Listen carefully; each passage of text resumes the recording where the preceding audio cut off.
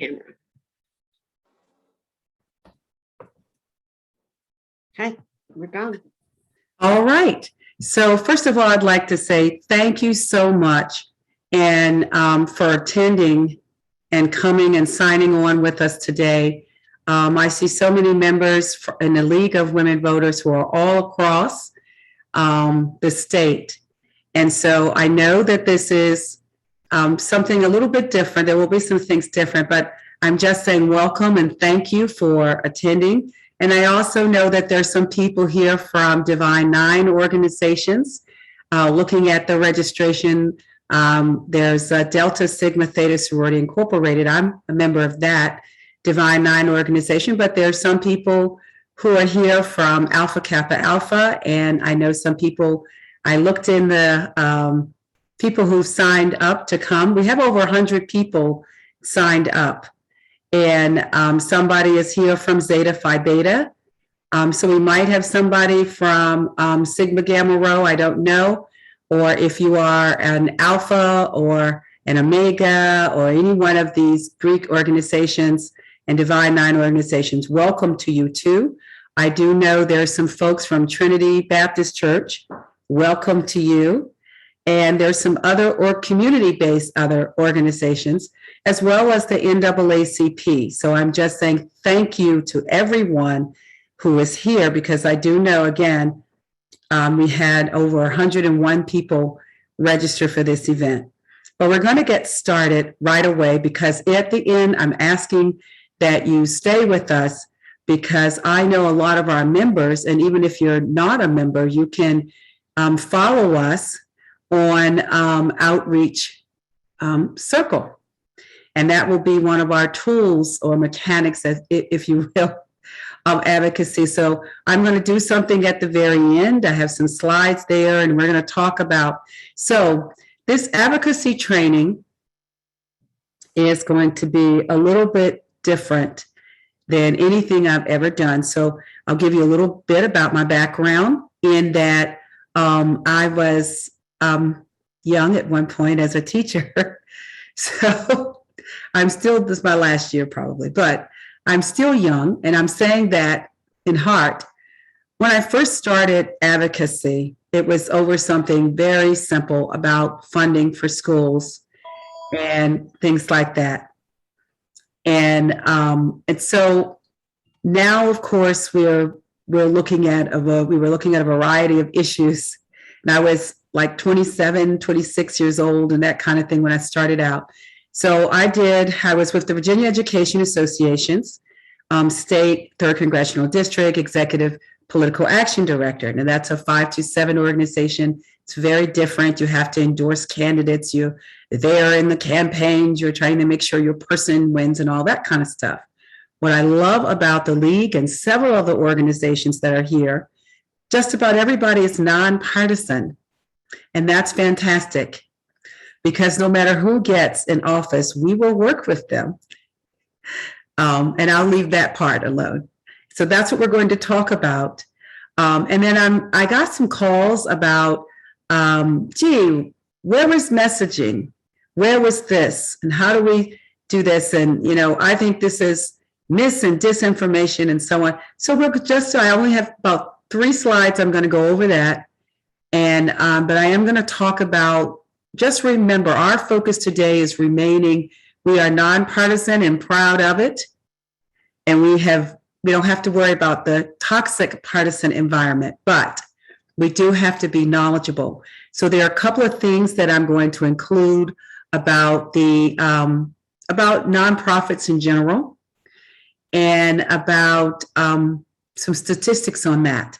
Because at first I got some calls, Denise, what about some statistics about, effective and being successful and all of that? So there's just a little brief of that. We'll go into a little bit about messaging, mis and dis and malinformation, and just some websites that will help you.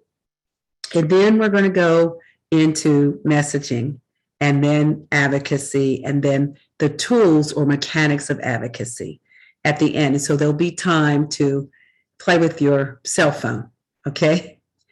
All right, so here we go. I'm going to start screen sharing.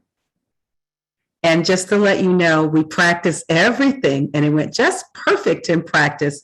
So I'm apologizing right now if it doesn't. And this will be interactive. So I will, at some point, Joan is going to launch a poll just to see, about so we're going to try to move through as quickly as we can and then have time for questions. I will go over the league's legislative priorities just recently approved from the board. So thank you.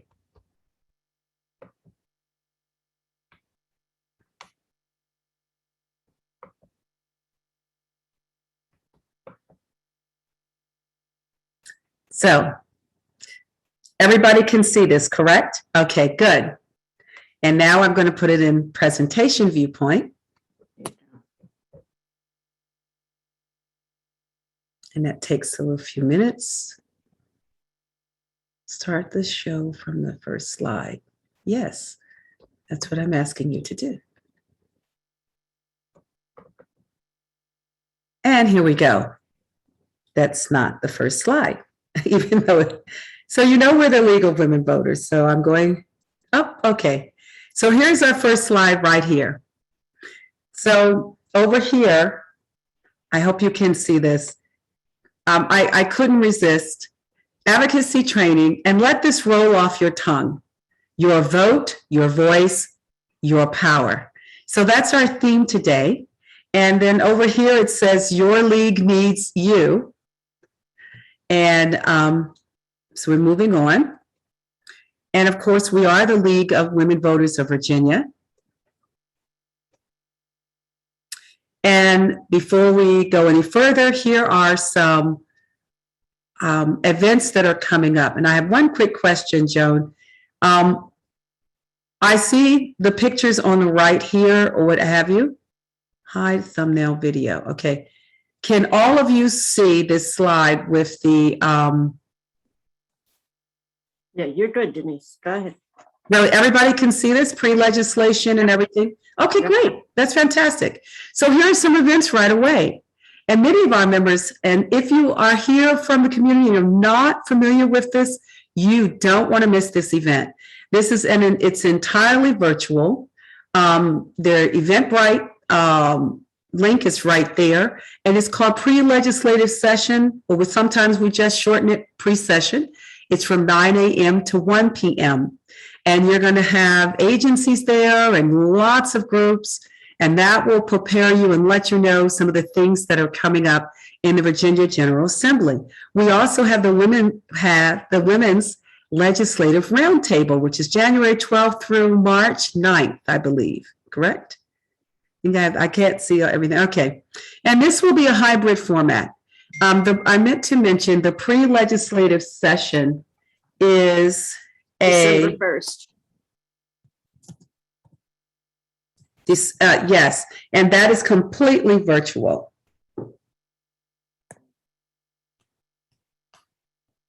Someone's trying to get on. Just a minute. Okay. Okay, I think they're coming on.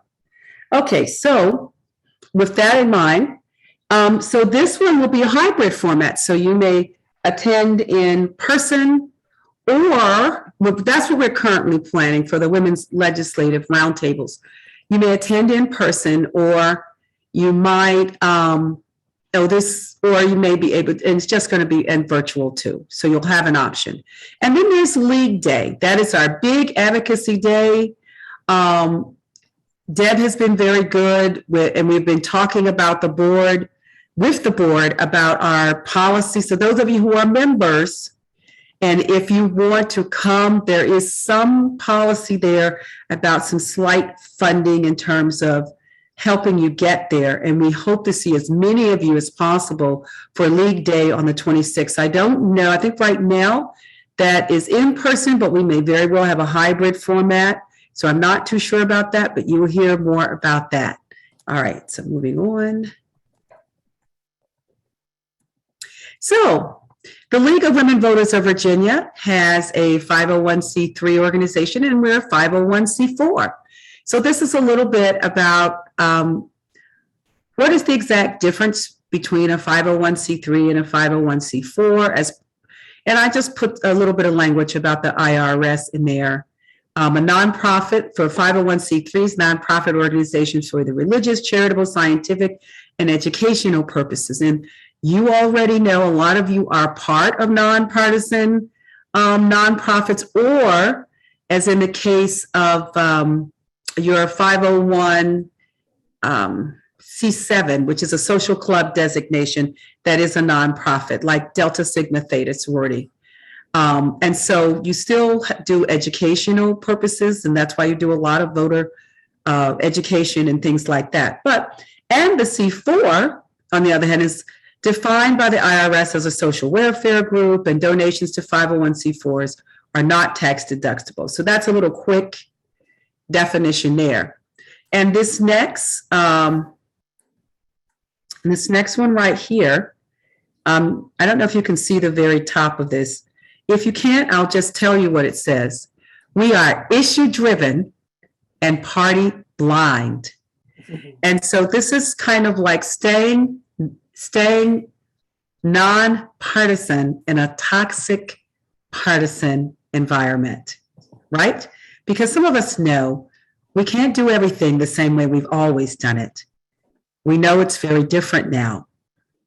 But we are also citizen advocates. We build our coalitions, and we are issue driven. And so why are we staying nonpartisan? And I have to admit, I did receive a couple of calls from some members and say, well, you know, why are we staying nonpartisan? Why don't we just align ourselves with this or that party? Well, this is some of the reasons why. If you're an individual, charitable nonprofits provide a place where people can escape the toxic partisanship of other organizations.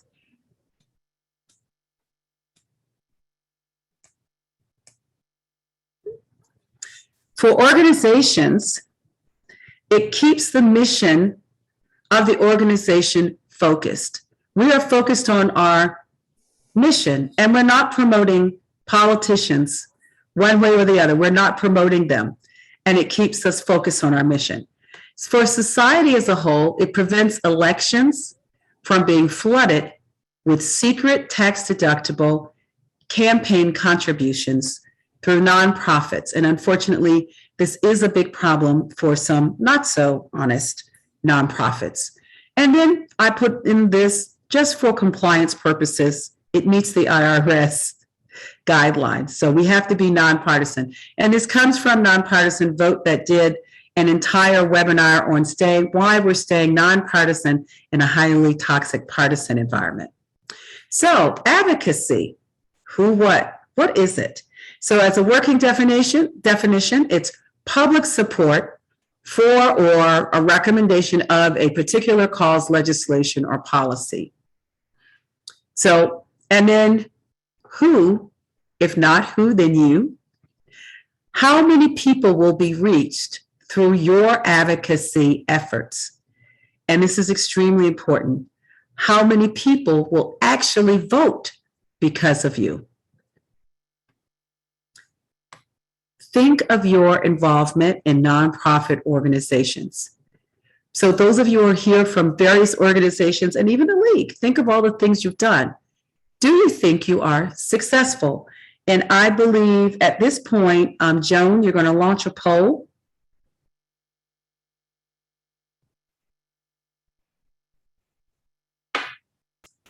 Okay. So go ahead and take this poll. Do you think your advocacy skills are effective?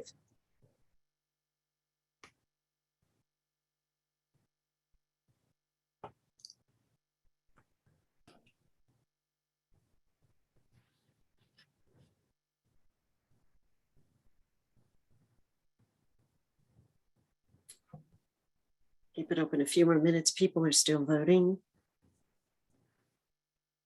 Okay, we're going to close it in 5, 4, 3, 2, 1. Okay, so I'm looking at some of the results. 71% of you feel that it's somewhat effective. Only 14% of you feel that it's effective. 5% say no, and 10% say, I just really don't know. All right. So we're going to go on. Oh, share the results. Do you think you have to say, yes, 14%. I'm sorry, more people voted no, 5% somewhat, 71%, and then I don't know, 10%.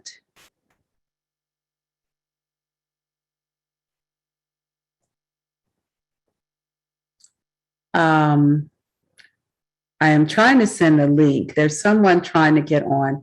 So I'm going to send them, if you don't mind, Joan, if I send this person to you. Yes, go ahead. She is with the, I didn't. Just email it to me. Okay. Or text it. I was trying to, okay. There you go. Just a minute. I'm going to text it. Oh, no, that's not what I want. I apologize. This person is very active. So I'm just going to send you an email, Joan. Okay. And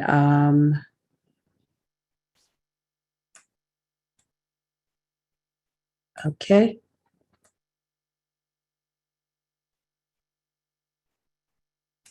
All right. I just sent you an email.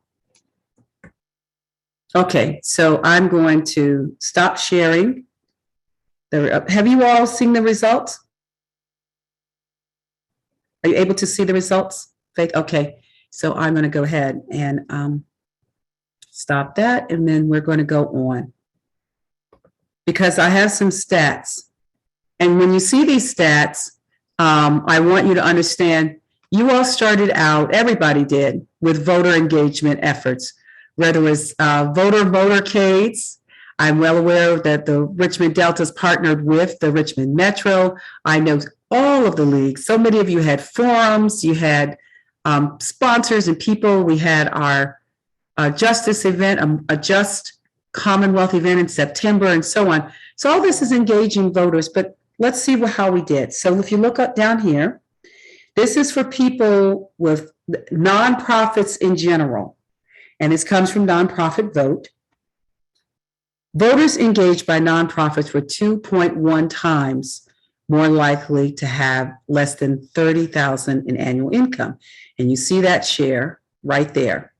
And then moving on to people of color, and this is voter engagement now. So voters engaged by nonprofits were 2.4 times more likely to be voters of color.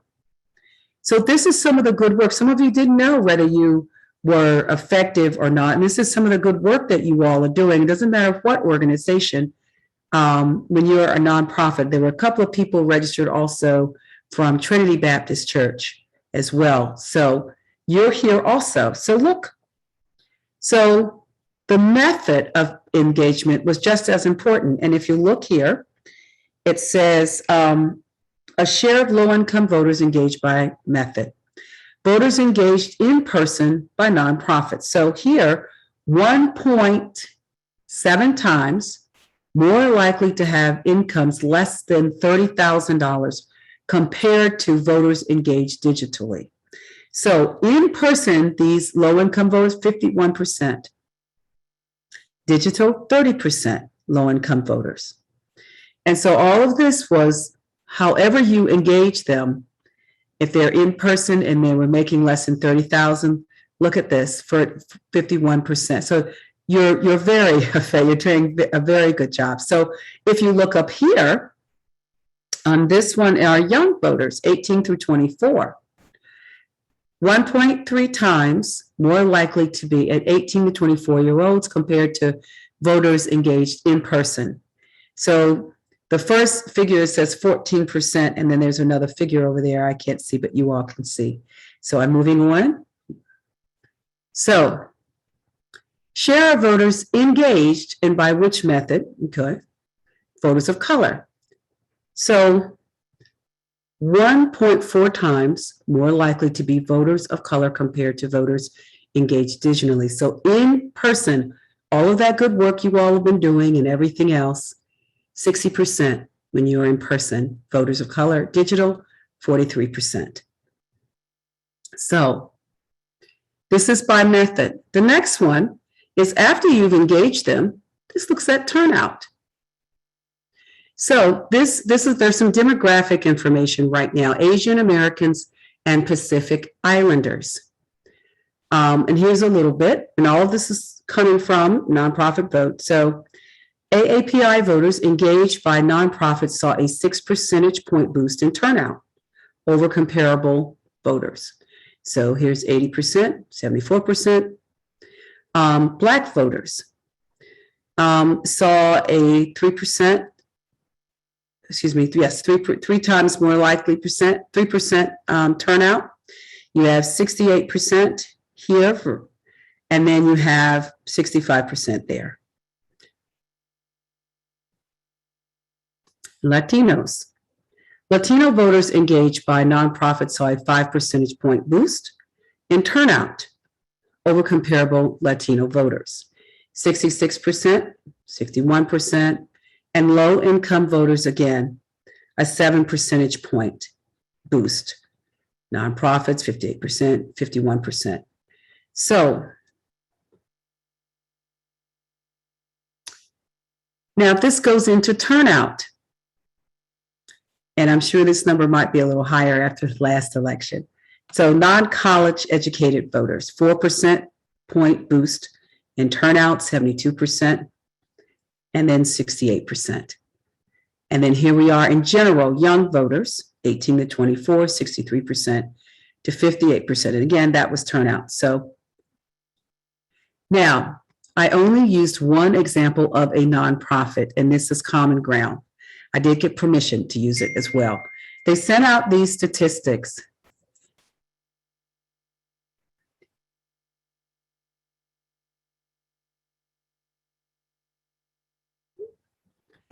So I got a lot of calls that basically said things like, Denise, do you have anything on African Americans and were nonprofits effective? This is only an example of one. I'm just going to leave this up here so you can see they went in and did stuff. So here's their early voting, 18%, Roanoke, 71%, election day, and so on. You will have these slides. So I'm going to move along. Oops. There's something missing. Just a minute. Okay, so there were two slides in here that basically showed the connection between, I don't see the slides on, messaging. Joan, is this yours, or is this, I got a lot of calls that people wanted some training on messaging. Well, no, you're using your own deck. So something is different.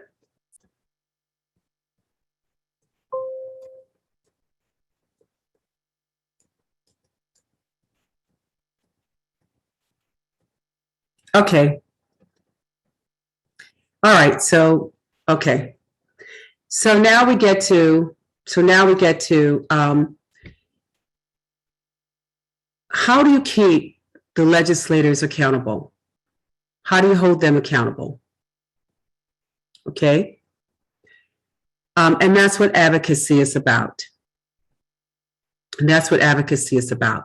So I started this off with Frederick Douglass's comment.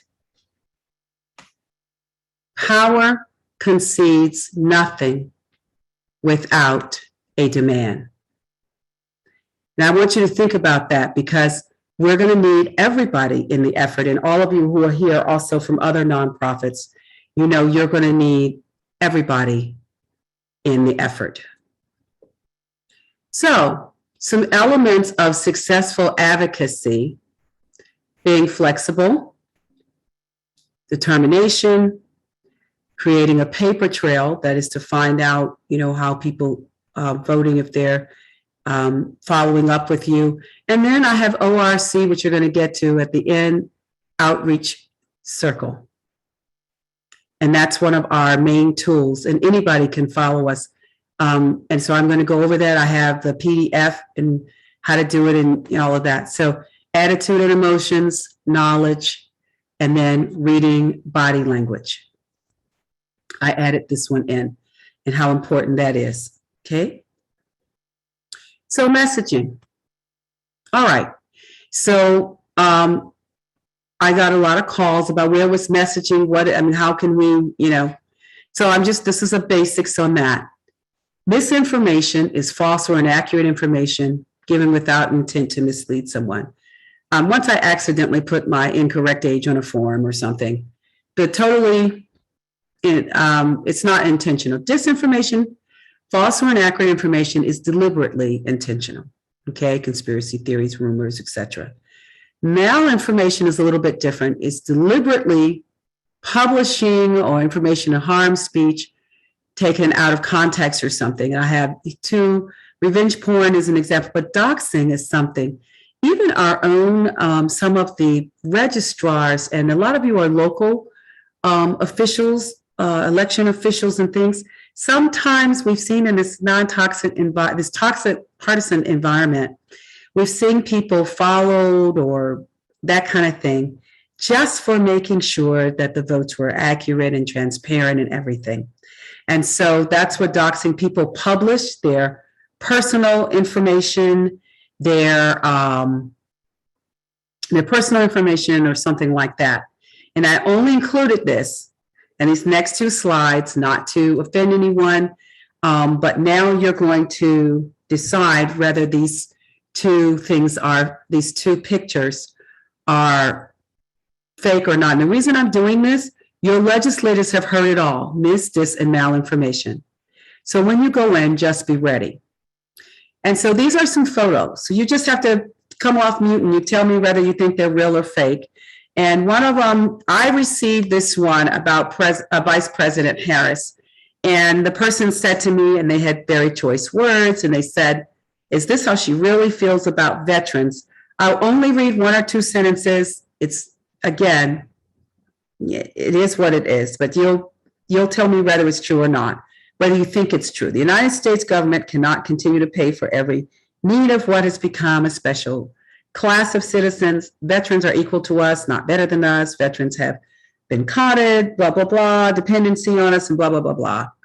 And so when this person sent this to me, they were a veteran, and they had some choice words. And I just simply turned to them and I said, "What is your military training telling you?"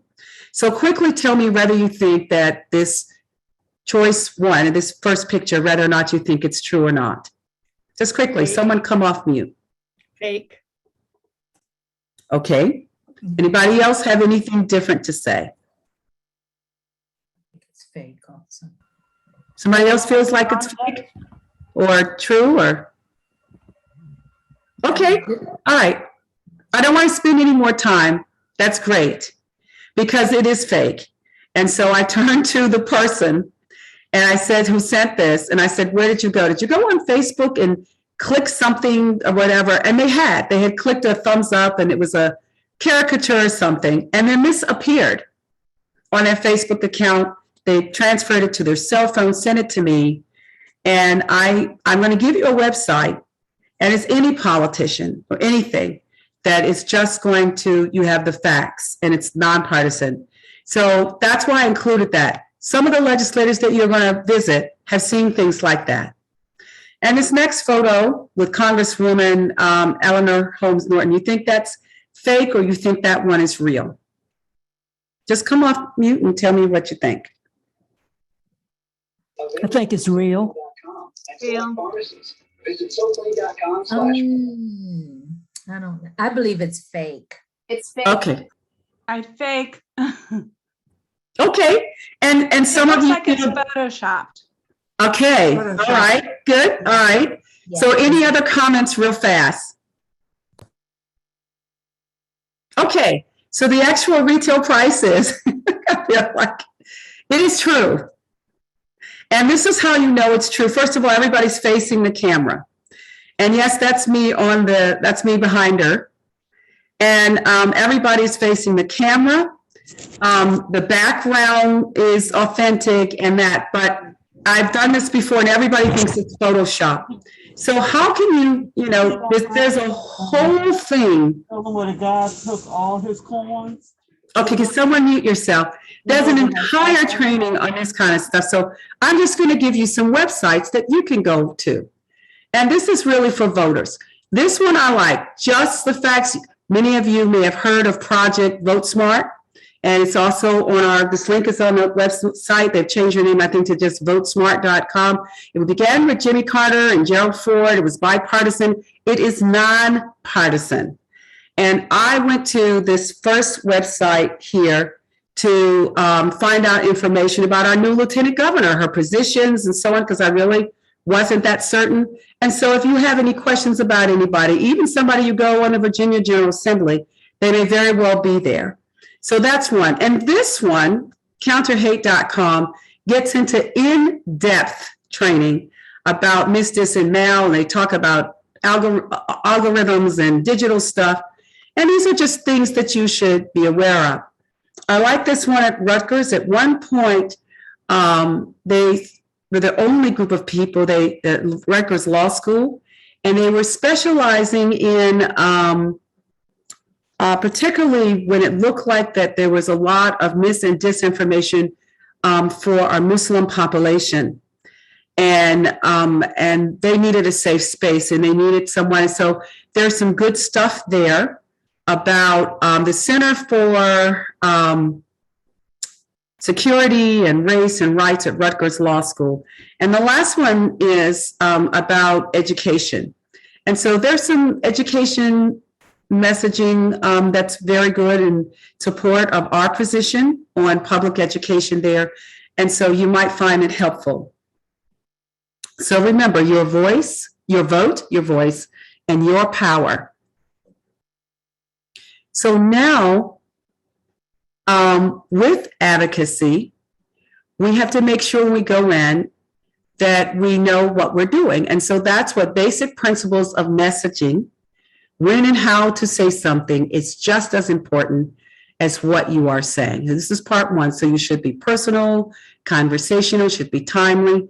People respond best to messages delivered by personal contacts, trusted messages, trusted people thought, and that's why I'm mentioning about people going in and seeing their legislator beforehand. This is a good time in November. Emails are not always effective unless they know your organization. Written communication, 1, 2, 3 steps or bullet points with statistics. Nonpartisan messages work better than partisan. And the source is nonprofit vote. Part 2, basic principles for messaging. Voting issues, for example, someone says fraud, or lead with positive shared values versus combating disinformation. So we have freedom to vote, voices, ensuring every voice is heard, and inclusive democracy. For democracy to work, it must work for all of us, must include, these are phrases. Voters are protagonists. And of course, you know what the protagonist is in a story. That's the good guy or good gal and not the villain. Okay. So it makes an assumption. So we're leading with positive and never, ever, ever repeat the opposition's saying or using even the same phrasing.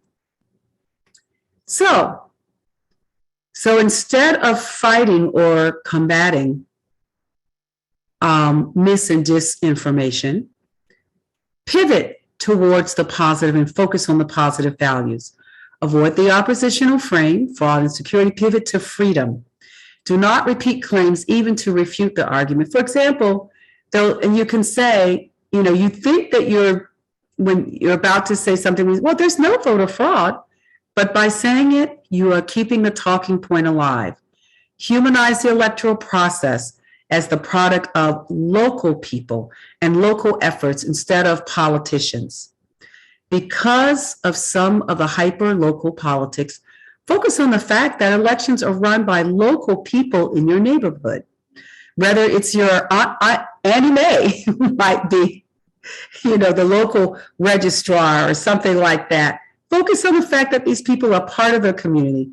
Rethink media as a source. Now, back. So Joan, I want you to launch Joan, I want you to launch the second poll.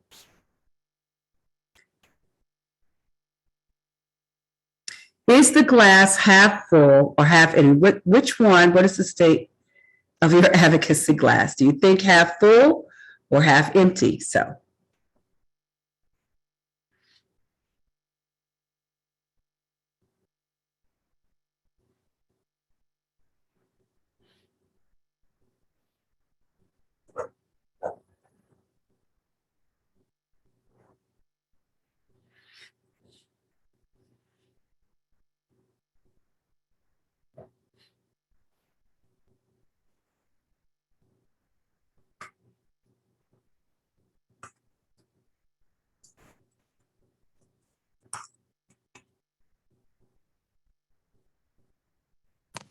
Closing.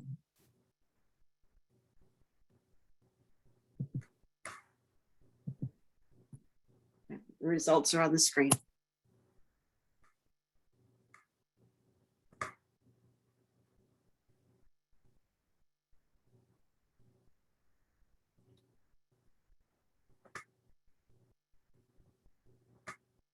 Okay. All right, so that's good. 60% of you said the glass is half full. 29% said half empty, and does it matter? 12%. Absolutely, all of this matters. Okay? All of this matters. And nope, that's not what I'm trying to make sure I have not skipped over something.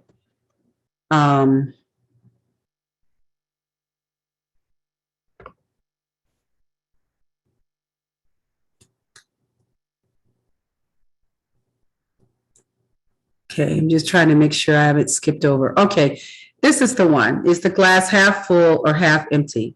So going back to this right here. So we knew how to replace missing, dis, and malinformation with messaging. And there was an election. If you are wondering, the 12%, well, I don't think it matters. There was an election, and some of you can probably fill in the words. A governor got elected, and he said, and I'm not talking about recent, okay? 3 words, no blank tax. Can anybody fill that in? It was plastered everywhere. No blank tax. That was a message. Food. Okay, who is it? Say it again. Food. Yes, No, yes, it's not food. yes. Somebody said it. God. Sydney said it, yes. Okay, yes, Sydney, you're absolutely right. No car tax. Yeah. Sorry. And no car tax. And it's really your personal property tax. And we're all still paying it. It's reduced, but we are paying it, right? But it didn't matter. Governor Jim Gilmore got elected off of no car tax. But that was an unpopular tax, and it's been reduced. But balling it all up into just 3 words. Okay? So messaging is very effective. So right now, after I go through this, so anything in red, we're going to not say anymore. Okay? But you're really trying to suppress the vote, and I know. So instead of voter suppression, replace it with voting access, or deliberate barriers to voting, or democracy, or freedom to vote, or anti-voting bills. This will be very important this session, that we all speak the same things with the messaging, voting access, and deliberate barriers. I myself noticed when I was having casual conversations with our president, Deb, and she would say, deliberate barriers. And I finally started saying it what she was saying, because that's when I realized what was going on. So, barriers to voting. Election integrity versus safe and accessible for all and transparent process, transparent. We no longer say vote absentee. We say vote by mail because you still are present and expressing your viewpoint through voting. Voting rights versus freedom to vote and cast our ballots. Fix our broken democracy, broken system. We're not going to say that versus fair representation, making the promise of democracy for everyone, work for everyone. And this right here, eligible citizens or eligible Americans, already implies that voters are somehow the antagonists, the villains. They're trying to secretly vote or something to that effect by simply calling them citizens or Americans. Okay? Now, so I'm going to stop here. There will be a demonstration. Pam Berg, who's one of the 3 outstanding Justice League ladies, that's Janet and Lisa, also of our voting and elections issue group. We're going to stop here and we're going to have a demonstration. So I'm going to stop sharing. And I know Pam is on the call somewhere. There you are. So right now, Pam Berg is going to demonstrate that messaging that I just did so that you get an idea. Of course, you're not going to say it in the same way when you go in or whatever the case may be. But all right, so Pam Berg is going to be a wonderful League of Women Voter person. And my name is Delegate Bad Attitude. I am Delegate Bad Attitude, and I'm with the, nail polishing party. Okay? And she's with the nail remover party. All right? So I'm staying away from partisan, I'm not saying anything, but you understand we're on opposite sides. So we think, we'll see. So, hello, Ms. Berg, how are you? Hello, Delegate Bad Attitude. How are you today? Well, I don't know. And what organization are you representing? I'm with the League of Women Voters. Okay, so are you an arm of the Democratic Party? And by the way, excuse me, I'm sorry. Beg your pardon. Are you an arm of the nail polish remover party? And by the way, I've been asked that by someone before. We are not. The League of Women Voters' mission is to empower voters and to defend democracy. And we want a democracy where every person has the desire, the right, and knowledge to vote. Is that some kind of mission statement or something? That's what you're really about? Yes, that is absolutely what we are about. And we have historically for 100 years been about that. Well, I don't know why you all keep hollering about voter suppression. Well, what we really want, Delegate Bad Attitude, is we want voter access for more access for everybody. We want barriers removed, and we want the freedom to vote. Well, I prefer election integrity. And do you know the League of Women Voters wants to have safe and accessible elections also? Oh, well, I'm going to rein in on this vote absentee stuff. Well, this League of Women Voters supports voting by mail. Okay. And what are other things? What is all this hollering about voting rights? People can vote.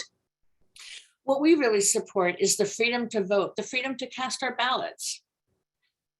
Well, I'm going to introduce legislation to fix our democracy and our broken system. And what we really want is fair representation. We want the promise of democracy for every citizen. You mean eligible citizens or eligible Americans? Are you guys trying to vote, trying to get people to vote who are illegal aliens? We want citizens and American citizens to vote. And that's what we support, Delegate Bad Attitude. All right, so please tell me about some of your, thank you, Pam. You're There's welcome. one thing that I'm going to say. When you walk in, please know your mission statement for the organization. And unfortunately, I did walk into someone's office one year. I've done congressional level for 15 years as well as state level for 15 years. And I walked in and someone said, "You're just an arm of X party." And I was young then, I was 20 something, and I was shocked. I'm like, no, we did this. And so I had the mission statement, be able to roll it off your tongue, be able to do that. And I know some of you can do it with your eyes closed. All right. So having said that, do you all have any thoughts? Let's hear from you quickly. Thoughts about how Pam handled it. And then talk about Delegate Bad Attitude and anything else you want to say about this. Please come off mute. Nobody has any thoughts.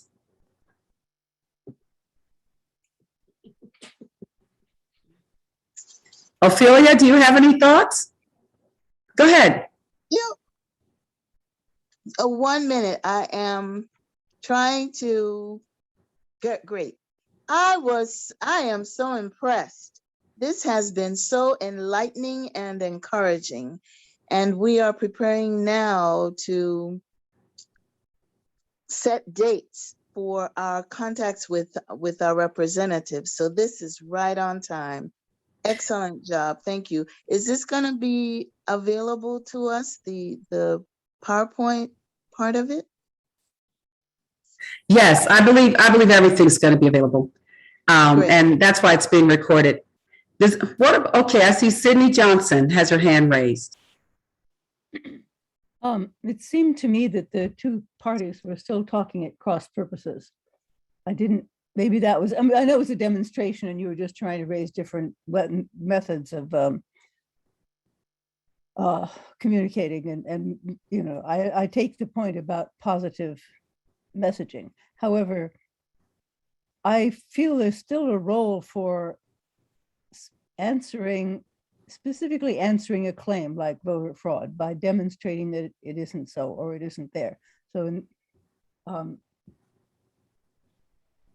because if you just claim something, people aren't going to believe it no matter how positive you are. You have to support it. And even if it's if you just say, well, no, there isn't any voter, if you just try and get around it, they're going to know that's what you're doing. That's what I'm trying to say. Thank you. You notice Pam never repeated the opposition, what I said. She never, ever repeated it back. She stuck on message, and that's going to be important. But if she's going to stick on message, she has to have something behind. Right. And that's where absolutely, Sydney, and that's where the research comes in and things like that. This was only based on the messaging part. That's very good, because I am going to get to that. I'm going to talk about that, researching and so on. Carolyn Kayward, I see your hand. I was thinking that one technique Pam could have used was to put our mission as a question to the legislator. We want all citizens to be voters. That's what you want too, right? Exactly. I did something like that with a not so nice congressional person. And eventually, and this is when I said about body language, this person was like this. And then finally, when I started to do something like that, this person opened up, and then we ended up getting some funding restored at the congressional level for ESL citizenship classes for ESL. So anyway, so I'm going to go back to screen sharing. And thank you all for your comments. Have I missed anybody? Because we have okay. And I'm going to go back.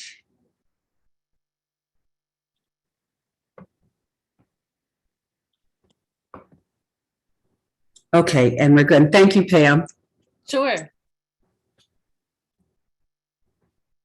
I just have to click on this and this should move. Okay, so now advocacy do's and don'ts preparation. So now you're preparing just what Ophelia said they're doing. Make an official request in writing and follow up with a phone call. Get to know your legislative assistant and the legislative aide. And this is remember the mission statement. That's just for when needed. That's part one. Advocacy do's and don'ts, preparation part two. And this is what I believe the other lady, Sydney was talking about with research. Our issue groups. I hope those of you who are members, you are a member of an issue group. If not, there's still time. Issue groups have provided, they're going to be very instrumental. They're going to provide some research on the issue of concern to our members. And then what happens next? When you research the issue and I recommend that you always familiarize yourself with the research of the opposition's point of view. Why or why not? And you understand why. Be prepared to refute the opposition's point of view with information, but not confrontation. In spite of my personality, if you will, I won't confront. I won't be confrontational with a legislator. I just will not. Because when you go in, you are representing the league. All right? If it were me, I would have said a few choice words. But it's not about me. It's about the organization. Your pre-meetings already plan to meet with your legislator informally, in their home district or region, what have you. And don't debate with the legislator. I did have one time try to debate me, and I just sat and smiled and said, well, thank you for sharing your point of view or something. And then research again the legislator's record.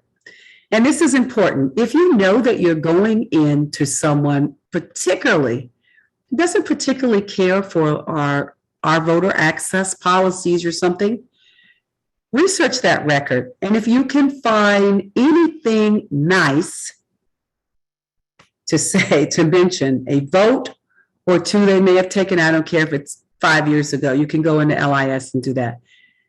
Or two from, and I say her record. And if you cannot find anything nice to say, talk about the weather. Why, it's kind of chilly, this little chillier. Something, but just don't go in there with feeling that you won't be effective. So when you are advocating, this is ideal setting. Some people might say it's only two of us. That's fine. So 2 people to speak, 2 to take notes, 2 to observe. Is this, and then the observing person is trying to show, is the legislator receiving you or tolerating you? Yeah, you can understand. Now, and this last part is important. Memorize, internalize your message and talking points in practice. We will provide talking points. Your armor is for your vote, your voice, and your power. Lisa, I need to interrupt for a moment. Yes. I just wanted to clarify something that you said.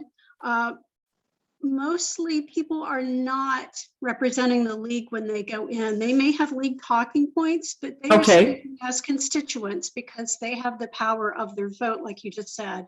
So I just wanted to clarify that. No, that's very good, because in the next part, I'm talking about, thank you, Deb. I am talking about where it says speakers, talking points, personalized national storyteller. Person should be a constituent. And so I was going to talk about that. Thank you. So greetings. Look confident. Look at the legislator in the eye and all that. Roles. This is very important. Somebody is a facilitator, and they will introduce everyone in the meeting when you get there. And then each speaker, at least 2, will begin. I mean, one or the other. It depends on how many people. But the point that Deb made about being a constituent is completely accurate and on point. And when it says speakers personalizing the issue and having a story to tell, how does this legislation affect you?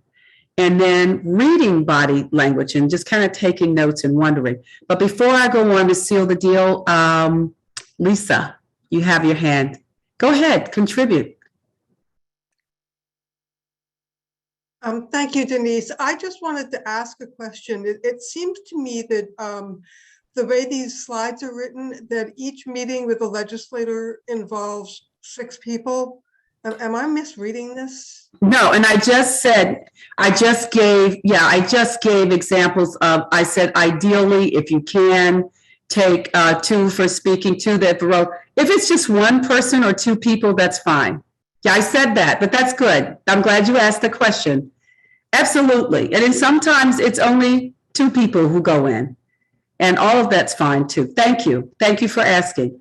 So seal the deal. Will you commit to supporting the legislation? And sometimes it can be, well, I'm not too sure, yes or no. And they may tell you, and then you just follow up. Don't be surprised if they say that and say, well, will you think about it? And we will provide some more information. And you always make sure you leave behind your research, your points, a folder, and make sure that they have your contact information. And then you follow up with them. Send a thank you email, recap what was discussed. Okay.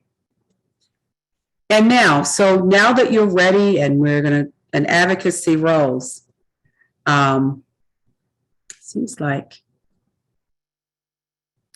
we're at our legislative priorities. So the board approved these legislative priorities for the 2022 session. And some of you will find this to be, very inclusive. And if you don't see your specific issue listed, it doesn't mean we're not going to advocate for it. It doesn't mean that. It's just there will be some focus. And of course, the first one, HJR 555, automatic restoration of returning citizens' political rights. And so we already talked about this at the legislative debrief. You know, it passed last year in one session, and you know it's going to pass.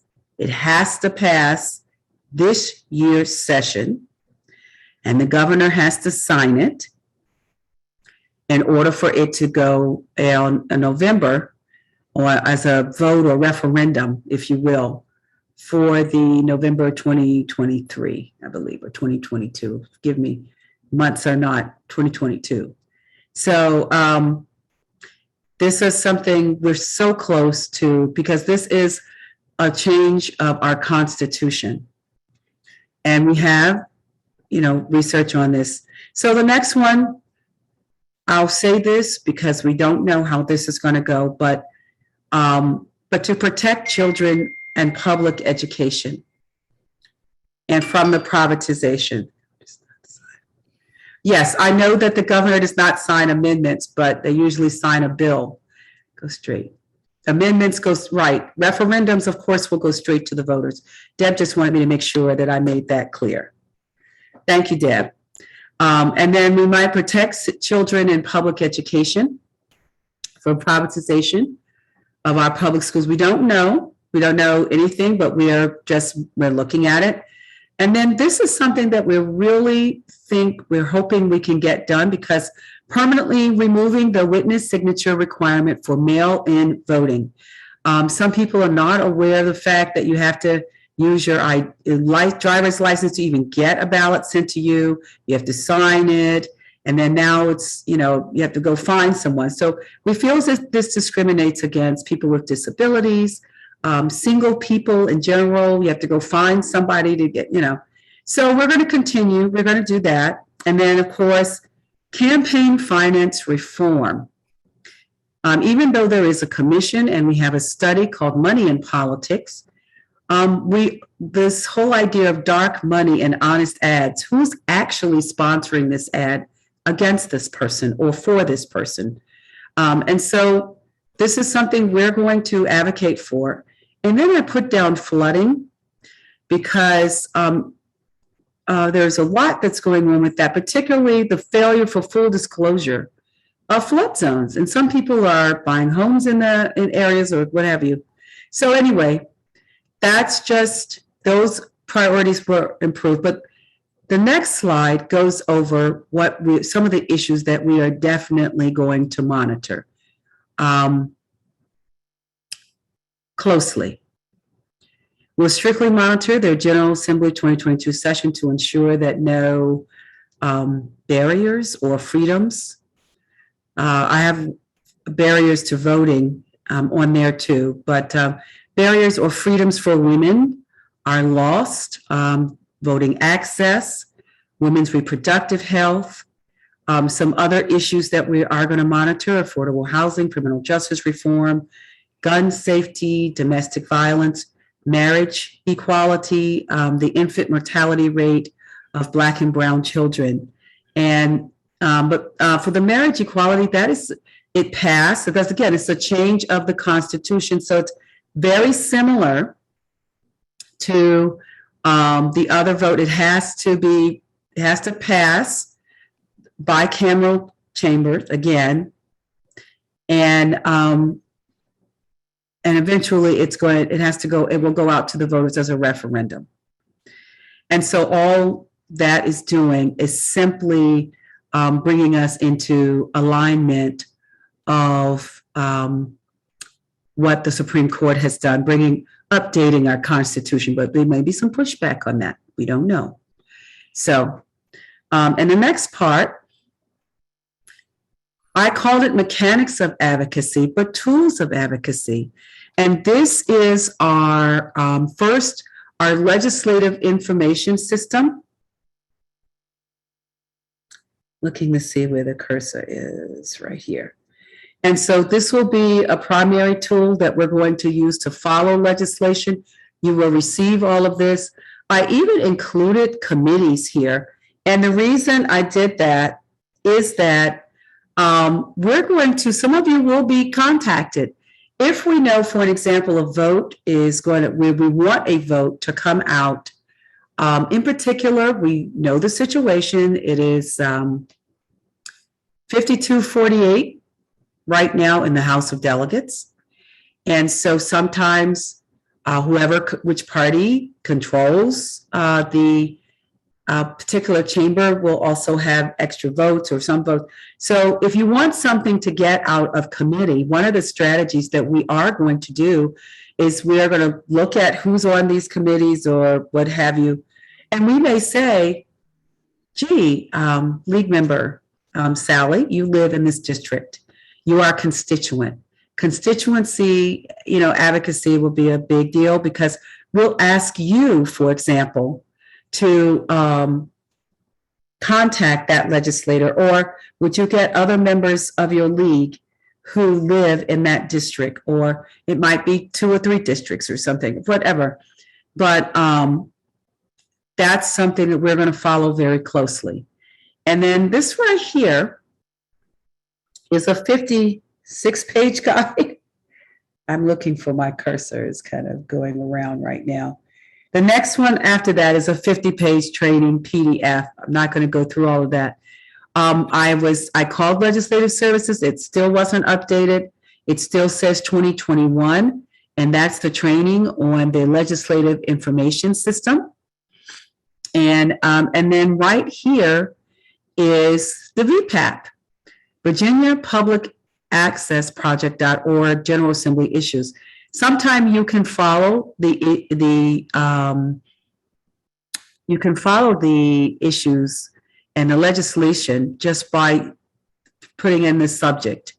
And sometimes VPAP can be a little bit easier sometime to work with. But if you know the bill numbers, you can go right to the LIS system and do that. And then the next thing I wanted to get to was Outreach Circle.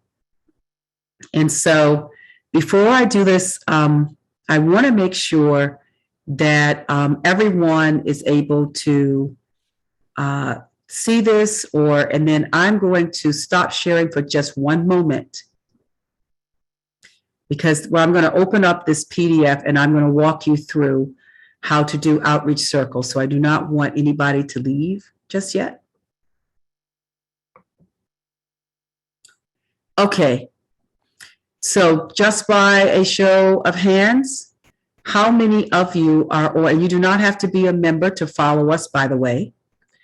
How many of you have already, who have not signed up to Outreach Circle? Can you just put your hand up if you've not signed up for Outreach Circle?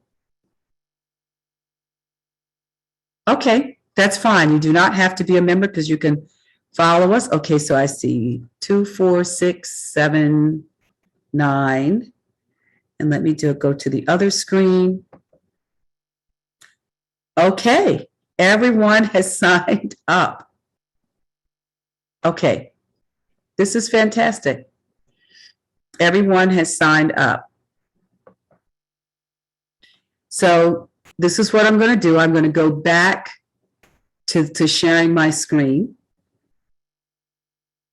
And even if you have signed up, how many of you pushed enable notifications? Because that's going to be very important.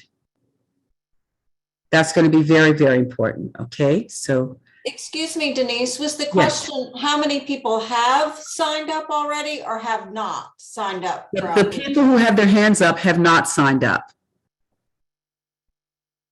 Nancy, do you want to take this one if you want to? No, I just needed to have it verified, the question. Absolutely not. You're doing great. Thank you. Okay, thank you. And so some of the people who you raised your hand, and as I said, you can follow us. I'm going right back here. And you can follow multiple organizations. So the first thing I'm going to do is I'm going to go to this toolkit.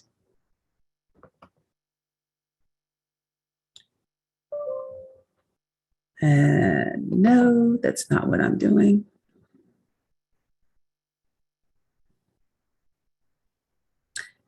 And I don't know. Just one moment.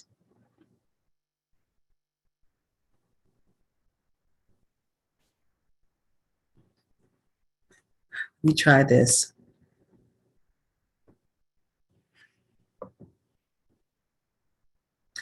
So I'm going to try something. Go back to.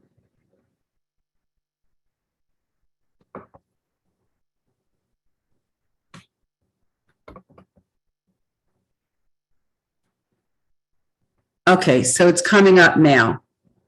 All righty. And so if you have your cell phone with you, I'm going to share this and I'm going to share this with you.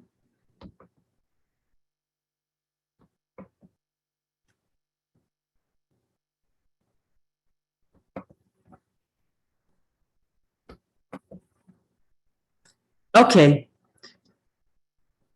All right, so this is Outreach Circle. And this is all your supporter kit that you will have. And we're going up, League of Women Voters. This just talks about why Outreach Circle. I'm not about your kit. Excuse me, Denise, what's the URL they should be looking at?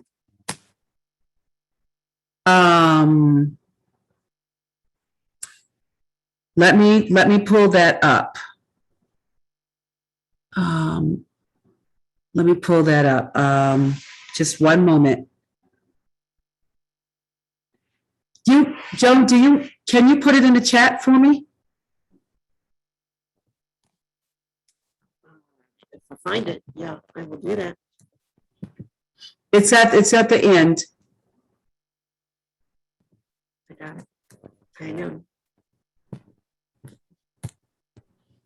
Very good point.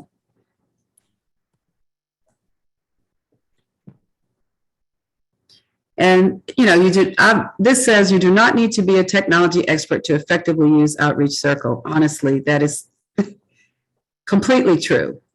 And this little kit so I'm introducing some of you, League members and supporters of the League's Outreach Circle. You don't have to be a member. you can follow us.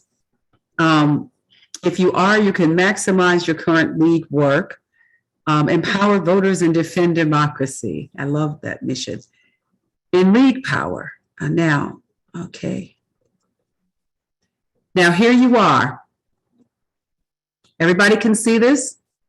The Outreach Circle app is free for both Apple, iPhone. So Apple folks, and I have an iPhone, you can go straight to the Apple Store. And for Android, Samsung Galaxy, Google Pixel, etc. If you have Android, you can go to Google Play. Let's see, for non-smart users, Outreach Circle is also available to access on your computer. And that's the Outreach Circle. You can do that. And here we go right now. iPhone users, Apple Store. Do I need to leave anything up? You all let me know. Do I need to leave this up?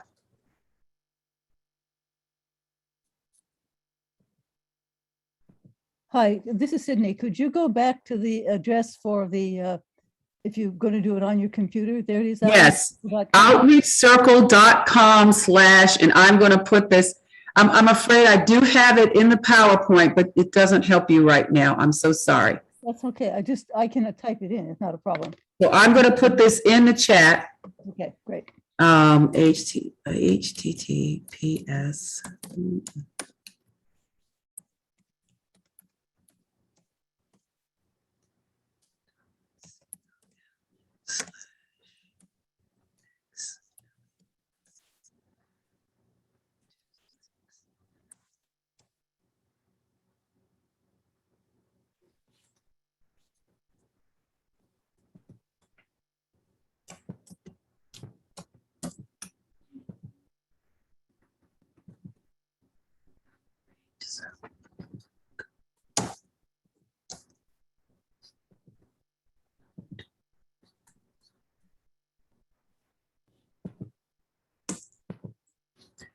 That will take you straight to us.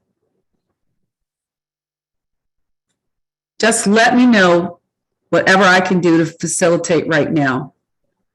And you let me know where you are.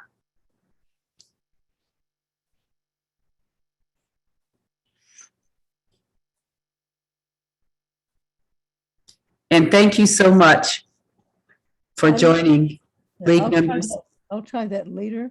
Right now, I want to just keep looking at your slides. Okay, so I will leave that in the chat.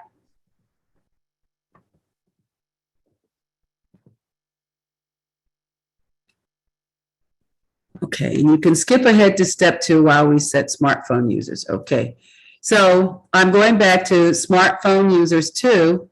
I have both. I have one, I do it on my computer and I do it right here. So if you're a smartphone person, iPhone users again, the app is available for free. iPhone, you know, the App Store and then Google Play.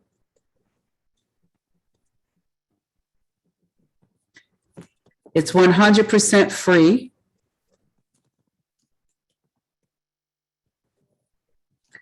When you get it, wait for the download to complete and then open the Outreach Circle app. It may ask you, you can sign in with Facebook or your own, but the main thing is you want to find us.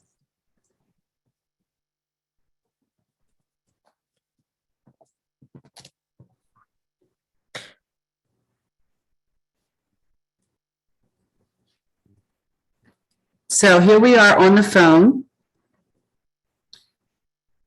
When you first open the app, you'll see a similar image appear on the right. Please let me know if anybody is having any problems. Keep an eye out for the icon. Sign in. And a lot of times this is what you get. It will bring up the screen on the right. You have a few different options for signing in. Selecting Google, Facebook, or Apple will prompt a login pop-up similar to the ones here. Please let me know if you're having any problems. If I don't hear anything, I'm going to keep going. Okay, I'm gonna look at this chat comment. Denise, excuse me, you've got a couple hands up. I don't know if they're from before or. I see hands up, and I think those are the people who raised their hands who said they did not have it. If there's anybody who has a hand up and you want me to answer a question, I'll be more than happy to stop. Okay, so they're lowering their hands. Okay, right. So those are people who are in the process of signing on. Thank you, Joan. So look up here. So moving on, you signed in, and you don't have to worry about privacy. By the way, there's no such thing as Outreach Circle spam. Nobody can get to you. I will apologize. When I sent a reminder out, it had generic language to it. And I don't blame you with spamming and everything else that goes on today. So some of you may have thought, oh, this is spam. There's no such thing as Outreach Circle spam. If you get it, you signed up for it, and no one outside of this organization can contact you through Outreach Circle. So it's us. Okay? It's just I used generic language and didn't use the I didn't personalize it. So I understand. So look up here. You don't have to worry about privacy if you decide to sign in with Google, for example, and so on. So that's what that's talking about. If you don't want to sign in using Google, Facebook, or Apple, you can create an account using your email address. Okay. It won't, it says that. It won't spam your emails. It will never spam your emails. Once you have your email typed in and all that, next. Outreach Circle will then prompt you to set a password. Next. You have, I feel like I'm going too fast, and some people, I don't know if you're already at the computer or whatever. So enter your zip code and phone number when you've typed this in the app, and ask you to confirm the information shown below. Tap the suggested zip code to confirm the done button, and so on. And this says, depending on the phone you're using, you might get a pop-up asking if it's okay for Outreach Circle to send you notifications. Please, please, please say yes. Enable notifications, because that will be, we will send you stuff. This is the most important part. And then I'm going to talk to you about some of the things you can do, some more things you can do with Outreach Circle, okay? The decision is up to you, but we recommend allowing notifications so that you can stay as up to date as possible. Either way, it's up to you. And I'll say that too. It is up to you. But I'm asking you to, because when January, February, and March comes, we might send out all kinds of things for actions.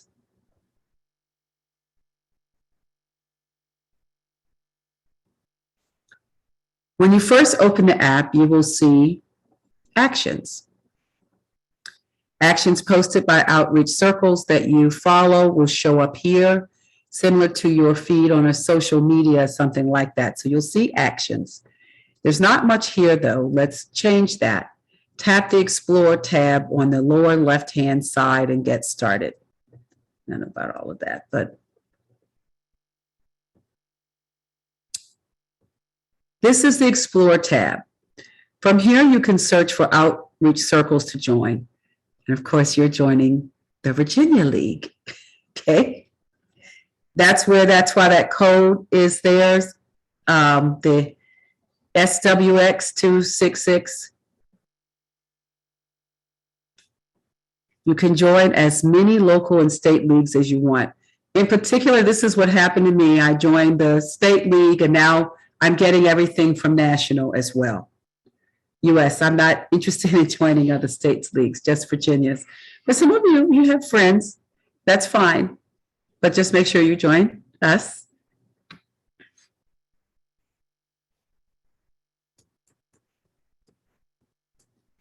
In the search bar, type in the name of the league. And you'll see when you say League of Women Voters, A lot of stuff will come up. Virginia will come up. As you type outreach circle will suggest outreach circles to help you narrow down your search. To cast a wider net, or if you aren't sure of the outreach circle's name, you can tap the blue, show all results, and so on. And then you'll find your league. He has US. We'll have Virginia there. Contact your league to confirm the name your league is listed here. Yes, you don't have to do that because we already are listed. Scan your league's outreach circle or QR code. You can do it that way. I just tapped it when it came up.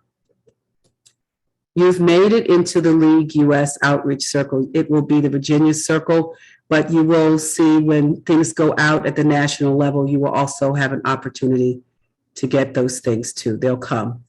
And that says number of supporters, number of actions. It follows that. Success. League US Outreach Circle actions and now appear on your Actions tab. But the Virginia also will appear on your Actions tab. Click on a specific outreach circle logo or name, you know.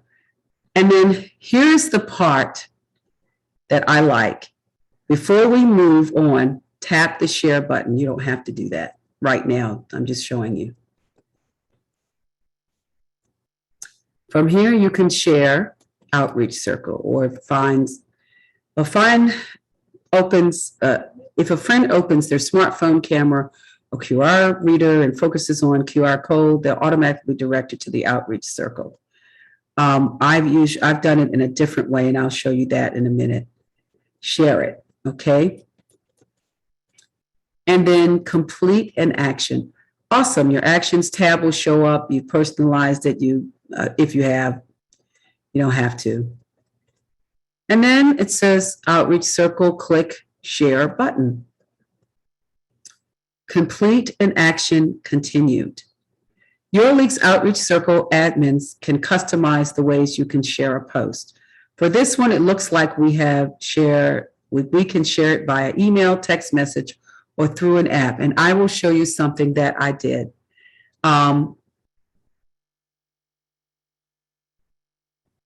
I'll just kind of show it to you. One of the things that I did, and it's asking me, let me put in the camera. Okay, did I register for this training? We can find out, we can do a report, but that's not. This is the one that they're talking about, and I don't know if you can see this. It says, click below to spread the word with your friends. Spread the word. And this is something that I like because I was able to get about, and I don't know if you can see this or not. Can any of you see this? I'm kind of holding it up to my camera. Can you see this? No? No, Denise, you have to take your virtual background off if you want them to see it. Okay, thank you very much. So let me do that.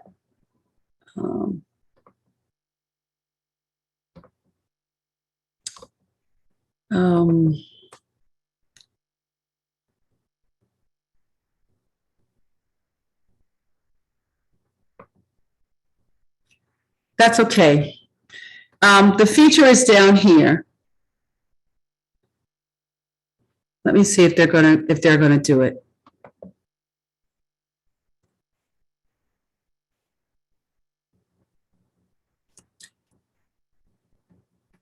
See how it says personalized messages? I ended up doing that for about 10 people, and they joined. I set it up so the link came straight to them, and I personalized the message to them. And these were people on my friends, my cell phone. They knew exactly who it was who was sending it to them. And the mistake I made, though, when I sent that reminder out was that I did not use a personalized message. And so, again, it's never spam. It was just they have the, hey, if you have a few friends things. I did that. 10 people, and they automatically join this training. So you can personalize your message. And I did this time. And if we can see, and you can edit your message. I want to, your links, okay. And so I always give you that option if you want to text from your phone. We're not going to send you text messages. I mean, you get enough already. We're not going to do that. It's costly to us, 1 cent or something like that. But if you decide that you want to share, and this is what I have on my cell phone. Oh, I can do it this way. Oh, nope. Now you're right, Joan. I've done this before with the background. Okay, so it's really not doing it now. Okay. Nope, it's not.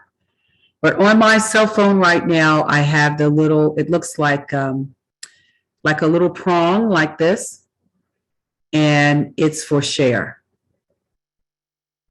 And so it says, click below to spread the word with your friends. And I did that. And I had certain contacts that I put in, about 10 people I know they really like to support the league, and they'll come to our events. And so that's what I did. And I think that person is editing the personal message right there.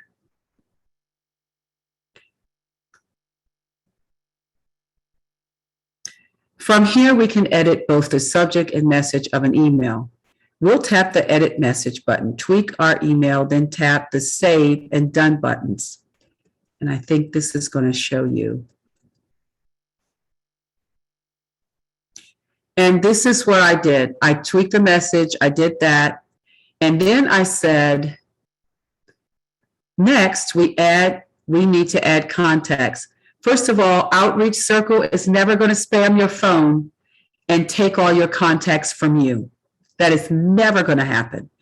Those contacts are contacts when we tap add contacts to enter the contacts. And that's where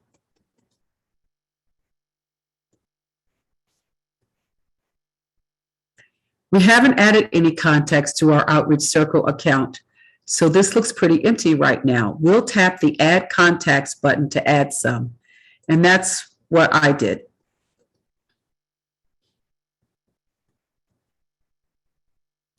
This screen will come up. And I had, you can add contacts by, and this is very important you understand this. So you can add contacts by typing them in or by importing them from your phone or email account. Importing your contacts is a fast, easy, and safe way to connect with tens, hundreds, and even thousands of your contacts. I have no intention of, doing every email or something. So what I did, again, I had 10 people, and I really could have expanded that to about 30 or 40. So I am going to go back in and add that. And these are my friends. Some of you all, you have friends or relatives or somebody, but you have people in this state that you could actually put in there. And my friends never once complained. As I said, so I did the add contacts from phone. So again, Outreach Circle did not spam my whole phone and so on. And I'm going to see if they're going to show that. Remember, your privacy and security is Outreach Circle's priority. Importing your contacts does not give them to Outreach Circle. So it's not going to work that they're going to all of a sudden get 50 little messages as I'm getting from some other something. And a lot of you all are probably getting from other political or something sites, whatever they are. And I don't particularly care for it. I just delete them. So Outreach Circle will never do that. It simply allows the app to communicate with your phone or email when you want to share a post or send a message.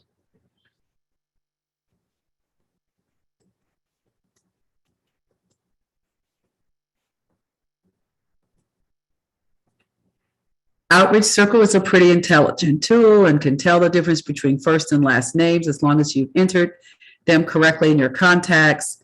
Tap the Got It button to proceed.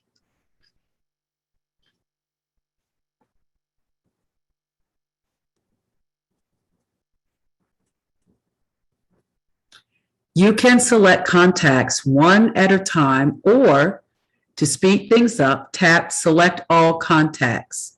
We recommend this option. After that, we'll tap Done to continue. Now, all contacts are not all contacts on your phone, and I'm going to share that. I had an entire page, and I was like, oh, look, these people in the alphabet, yeah, they'll be really good people. And it was about 10 names, and I selected tap only those 10 names went in, not my entire contact list. And I am going to go back, and I'm going back and I'm adding more, but I'm doing that. And Outreach Circle is just collecting the information. You are always in control of this step, and I wanted to really make that clear.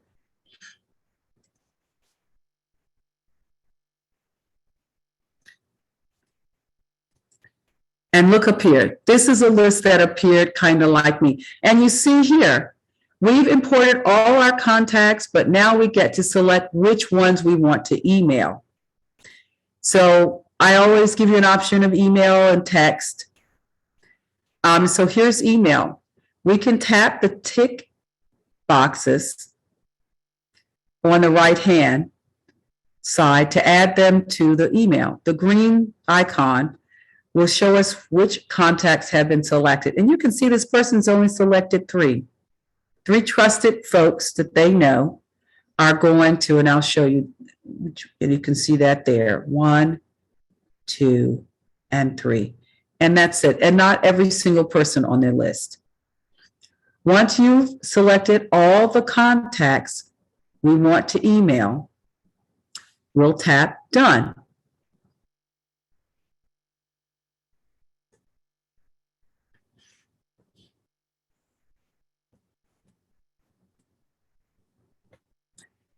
And then complete an action. We're ready to send our email ready. Tap Send Email. And you will get that little sign that it's going. I did use email through Outreach Circle for a couple of people. And they did register. Complete an action. You might see a brief loading screen, but it's still faster than emailing one at a time. Enjoy your victory, confetti. When you're ready, tap the exit button. And it does give some kind of victory, yay, you did it kind of thing. So that's email. And then here you are, explore the app. We did it, only a few minutes on the app, and you're already bringing in new supporters. In taking out action through Outreach Circle, you extend the league's reach. This is the most important part. Spread our message, advance a 100-plus-year-old mission, promote and protect participation in democracy.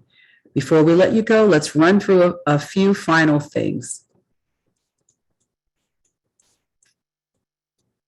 Explore the apps, and it says your contacts tab shows you the contacts you've imported into that. Here you can search, view, edit your contacts. You can tap the green plus button to add even more. That's if you want to. Have to. And this is explore the app. And I did do some exploring and find out how many, excuse me.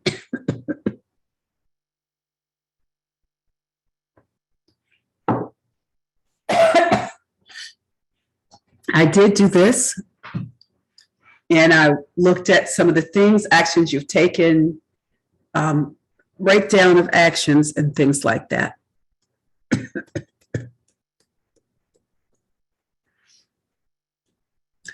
And then your account tab allows you to view and edit your profile, which is only viewable to you and your league's outreach admins.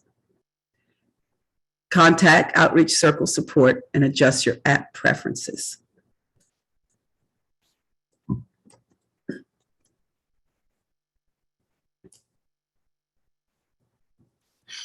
Our 100-year mission continues with you. Today, you created your Outreach Circle account, completed your first action and jump-started, blah, blah, blah. So that's enough there. And here's some more information. Clicking the link here. We hope that you find this supporter kit helpful and that you're feeling comfortable with using Outreach Circle. Since we know one guide can't cover everything, the League US Outreach Circle team maintains an ever-growing library of Outreach Circle resources. Click the link below to learn more. Okay, and those are some of the resources. You can click that link, Standing Together for 100 Years. The League of Women Voters US Outreach Circle team is here to provide you with the resources you need to succeed. Just as our voices are more powerful together, so too is our knowledge. We encourage all League members who have questions about Outreach Circle to reach out to us for assistance. And there you go, organizing at lwv.org. And I'm going to stop sharing there. And then I'm going to go back to the last little bit about some of the things that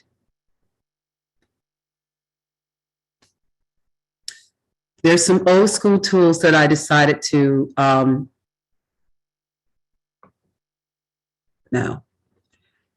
there's some old school tools that I decided to share with you today.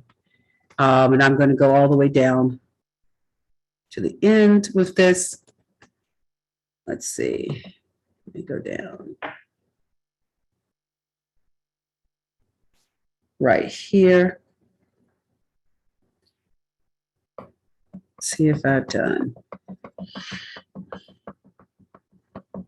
And thank you all for hanging in here. Okay, so let me go right back up. Okay, so here we are. We've done Outreach Circle. So this was the legislative information system. And last slide is just some old school stuff if we have to. And this is, again, the Constituency Viewpoint Hotline. You can call that. I even checked to make sure it was still up and running. And I see somebody smiling. It's very old school. But you must leave your viewpoint. You must say, and this is a little, hello, my name is Denise Harrington.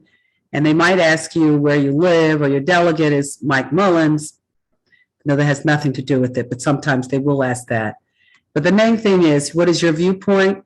I would like him or her, whomever it is, to vote in favor of or vote for HJR 555. I don't know if it's going to have the same number as it did last year or anything like that. But whatever that bill is, we know you will have that bill number. And then these are some other old school ways, other ways you can email your legislators. There's nothing wrong with that. Phone calls, in person. League Day, January 26th. Okay. And then virtual options to testify. And then the number will be different. Thank you, Deb. Deb just texted me and said the number will be different. Thank you. So our main of automatic restoration of returning citizens' rights, we know that that will have a different number. You'll have an opportunity to send comments often to the committee online. I did that with redistricting. And then, of course, our Outreach Circle with friends, family, texts from your phone. And I, like I said, I did stuff right from my phone. And so I'm going to stop sharing. And it's 3:40. We have time for questions or something like that, or if anybody has any comments. If there's anything that I've said and you want more questions or more clarification, you can always email me at advocacy at lwv.org. Had to remember that. Or lwv-va.org. Thank you so much. I knew I said it wrong. I knew I said it wrong. I'll put it in the chat. So if you have any more questions, if you don't, if you'd like to have some remarks or what have you, but I'm so grateful to everyone. Thank you, Joan. I'm so grateful to everyone who has attended.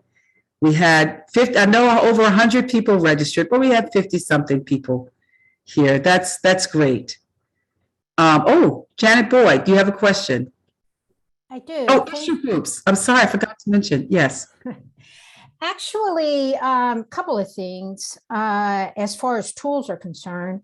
One is, and I put this in the chat, that at least for the voting and elections issue group, we're going to be using Google Drive to share information. Those the Google Drive specific folders are being set up now and will be available shortly, and we'll be sending out. So I would imagine the other issue groups will probably be trying to do the same thing. The other thing that I put in the chat, and we can, I'm sure we can send some information later on that when it becomes relevant.